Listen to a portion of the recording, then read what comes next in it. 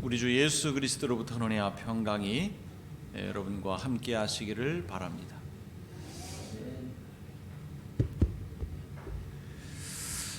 매년 사순절 첫째 주일이 되면 우리가 마주하는 성경 말씀이 있습니다. 유혹과 관련된 말씀인데요.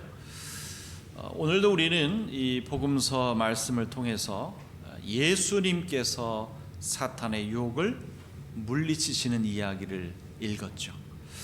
그래서 작년 이 사순절 첫째 주일에는 제가 이 복음서 말씀을 중심으로 이 말씀을 전하면서 이 존 밀턴의 복락원에 대해서 여러분들에게 소개해 드린 바 있습니다.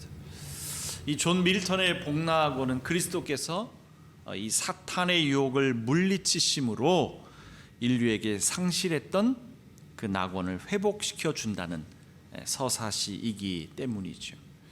그런데 오늘은 이 복락원의 전편인 이 신락원에 관해서 소개해 드리려고 합니다.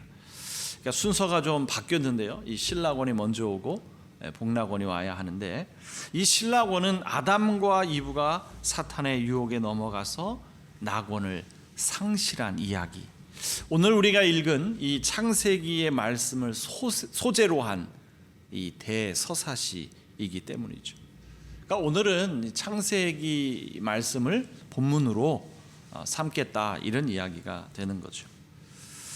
이 존 밀턴은 이 거룩한 상상력을 발휘해서 이 창세기 3장의 이야기를 소재로 거의 500페이지 넘는, 어떤 번역은 700페이지가 되기도 하는데요, 장편 대서사시로 만들었습니다.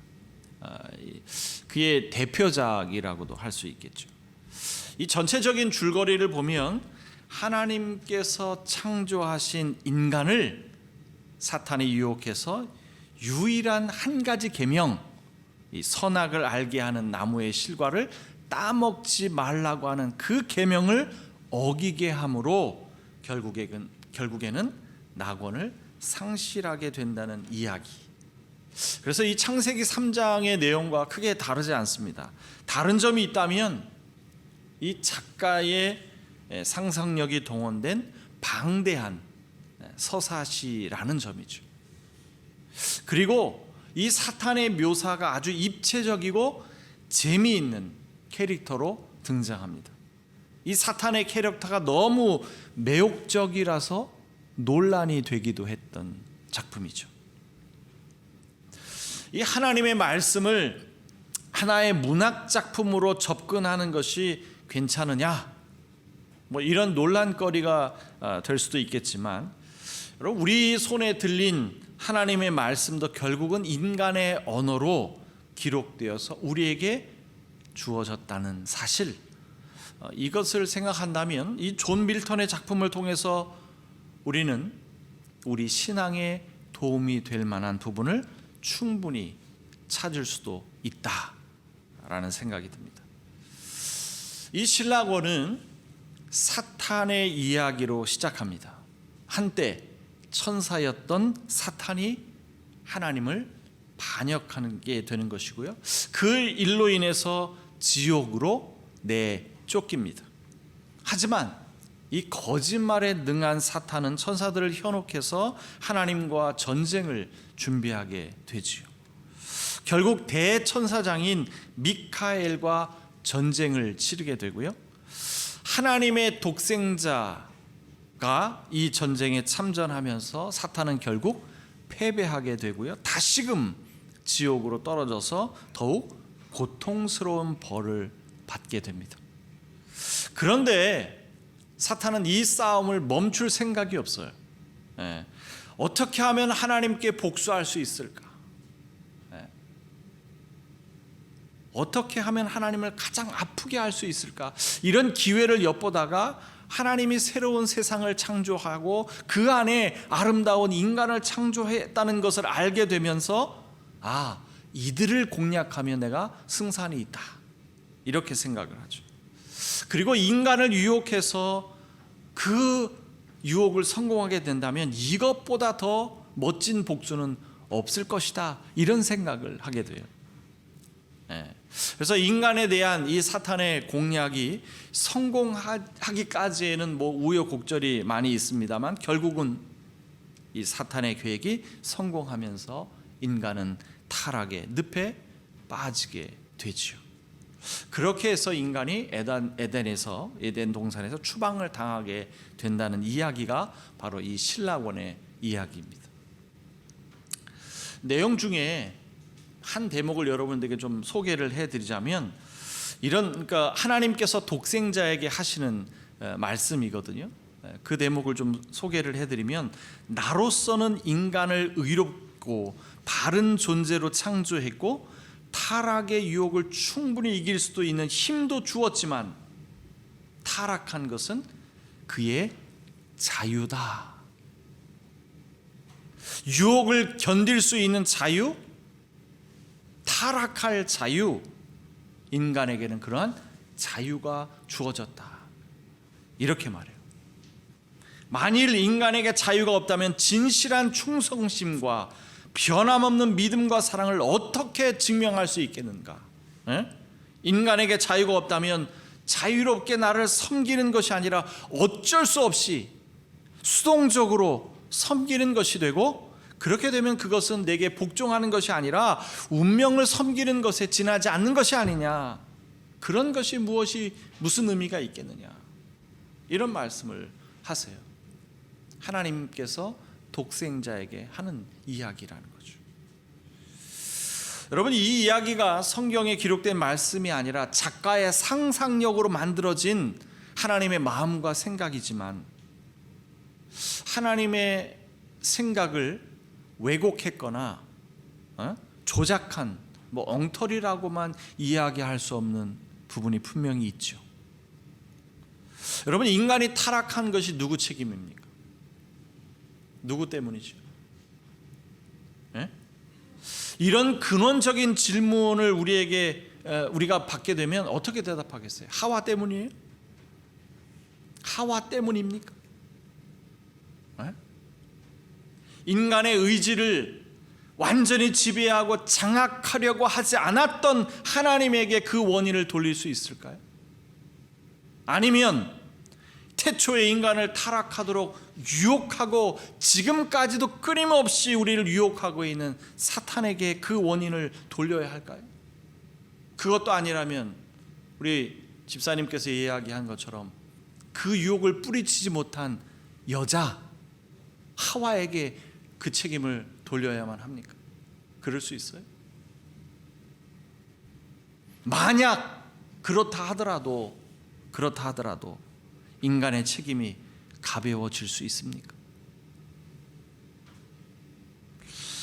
여러분, 요즘 학폭에 관한 기사가 연일 뜨거운 이슈가 되고 있는데요, 만약 내가 사랑하는 자녀가 학교에 가서 친구들에게 폭력을 당해서 심각한 장애를 갖게 되었다면 그 부모의 마음이 어떨까요?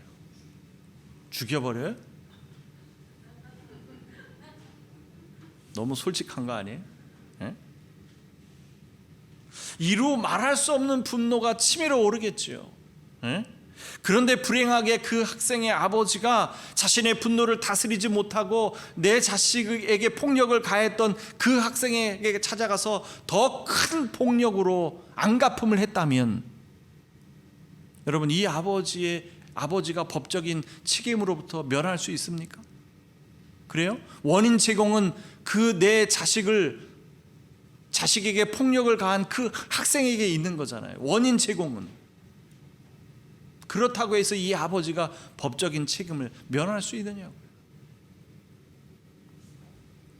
그 친구도 합당한 처벌을 받아야겠지만 그 아버지도 결코 무거운 처벌을 피할 수는 없을 겁니다.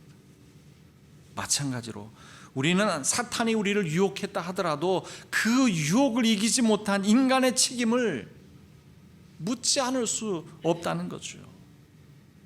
존 밀턴도 신라권에서 바로 그 지점을 이야기하는 겁니다. 인간의 타락이 누구의 잘못인가? 누구의 잘못인가? 라는 질문에 대해서 하나님에게 그 책임을 물을 수 없다는 거예요. 네? 그 책임을 사탄에게만 돌릴 수 없다는 이야기를 하는 겁니다. 물론 인간은 사탄에게 속아서 타락한 것이니 구원의 은총, 즉 은혜를 받게 될 것이라는 이야기를 하고 있지만 인간의 타락은 인간의 잘못이다, 이것을 말하고 있어요. 여러분, 그렇다면 우리 집사님께서 말씀하신 것처럼 그 책임을 최초의 인간 아담이나 하와에게만 돌리지 왜 우리 모두에게 돌리느냐, 이렇게 반문할 수도 있겠죠. 여러분, 사탄의 공략 대상은 최초의 인간이든 아니면 오늘날의 모든 인간이든 가리지 않고 있죠. 그런데 오늘날의 인간들은 그 유혹을 대하는 방식이 최초의 인간과 다릅니까? 달라요? 최초의 인간에 비해서 월등히 잘 대처하고 있습니까? 나는 그렇다, 나는 그래, 다른 사람은 몰라도 나는 그렇게 하고 있어 라고 자신 있게 말할 수 있는 사람이 누가 있습니까? 과연 있을까요? 우리는 약한 걸까요? 아니면 악한 걸까요? 악하기 때문에 약한 겁니까? 아니면 약하기 때문에 악하게 된 걸까요?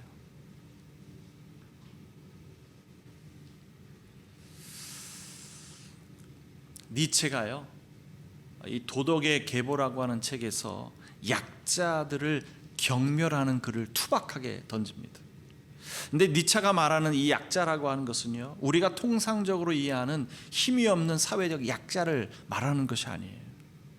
그가 말하는 약자란 자신이 약하다는 사실을 뼈저리게 자각하고 있지만 그에 대해서 자책하기는커녕 오히려 자신의 약함을 온몸으로 정당화하는 사람을 말합니다. 그러니까 자신의 약함을 무기 삼는 사람을 말하는 거죠. 나는 약하니까 어쩔 수 없었어, 이렇게 주장하는 사람, 이런 사람을 약자라고 지칭하는 것인데요. 그래서 니체는요, 자라투스트라는 이렇게 말했다 해서 이런 말을 해요. 악한 자들이 어떠한 해악을 끼치든 착한 자들이 끼치는 해악이야말로 가장 해롭다. 착한 사람들이 끼치는 해악이 가장 해롭다는 거예요. 여기서 착한 사람이란 자신이 약하기 때문에 선량하다고 믿는 사람, 다시 말해서 약자이기 때문에 끼치는 해악을 전혀 자각하지 못하는 사람, 강자 때문에 나는 언제나 피해자가 되고 있는 사람, 이런 사람들이 약자라는 거예요. 여러분, 우리가 사는 세상은요, 유죄한 가해자와 무죄한 피해자로 깔끔하게 나눕니다. 한쪽은 가해자가 되고 또 한쪽은 피해자가 되는, 그래서 언제나 선과 악, 의인과 악인, 이렇게 이분법적으로 생각하는 것이 너무나 편리해요. 우리는 세상을 그렇게 읽고 있죠. 네? 하지만 진실은요, 우리가 보는 것과 다를 때가 참 많습니다. 과연 이 세상에 무죄한 피해자가 있습니까? 늘 당하기만 하는 그런 피해자가 있어요? 나는 무죄하다, 나는 피해자니까. 가해자는 사람, 피해자라는 사람, 그 사람들 가까이 갈수록 유죄한 사람과 무죄한 사람 사이의 경계는 점점 더 희미해집니다. 영원한 가해자도 영원한 피해자도 없는 그런 세상에 우리는 살고 있습니다. 여러분, 로마서에서 사도 바울이 인간에 대해서 뭐라고 말하는지 한번 읽어볼까요? 그러면 무엇을 말해야 합니까? 우리 유대 사람이나 이방 사람, 유대 사람이 이방 사람보다 낫습니까? 전혀 그렇지 않습니다. 유대 사람이나 그리스 사람이나 다 같이 죄 아래 있음을 우리가 이미 지적하였습니다. 여러분, 사도 바울이 이 3장 9절에 이어서 이 시편의 말씀을 인용하면서 무죄한 취하는 태도를 들추어냅니다. 어떻게 해요? 사람들의 목구멍은 열린 무덤이고 그 혀는 속임을 일삼으며 그 입술에는 독사의 독이 있고 그 입에는 저주와 악독이 가득하며 그 발에는 피 흘리는데 빠르고 그가 가는 길에는 파멸과 비참함이 있다고 폭로합니다. 이렇게 사도 바울은 인간의 모든 죄의 목록을 나열한 뒤에 이렇게 말하죠. 모든 사람이 죄를 범하였음에 하나님의 영광에 이르지 못하더라.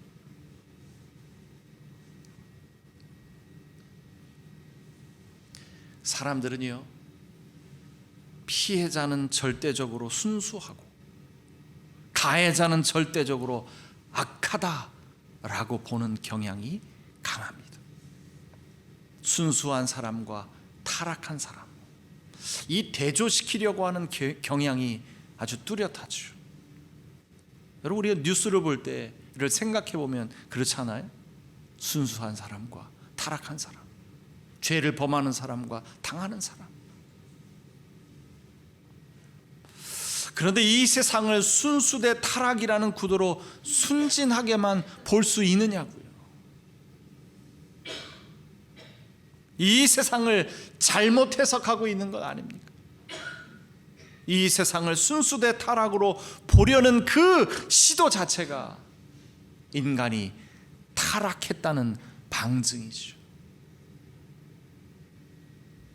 가해자든 피해자든 무죄하지 않은 상태로 돌아갈 수는 없습니다. 그 누구도 때묻지 않은 순수함으로 되돌아갈 수는 없다고요. 모든 사람의 마음은 죄로 더럽혀졌습니다. 모든 이상과 계획은 타락으로 오염되었다고요. 죄책을 느끼는 것이나 순수하다고 자부하는 것 모두 우리가 무죄하지 않다는 사실과 직결되어 있습니다. 이것이 원죄 교리가 우리에게 가르치는 것이라고 미로슬라프 볼프는 그의 책에서 우리에게 말합니다.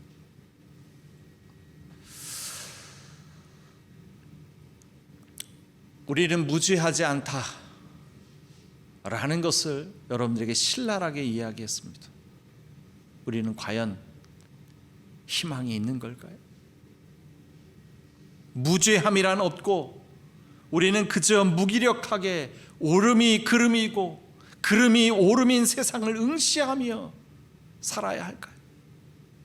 모든 행동이 가망이 없는 시도일 뿐이고 도무지 개선이란 불가능한 세상 속에서 희망 없이 살아가야 하느냐고요.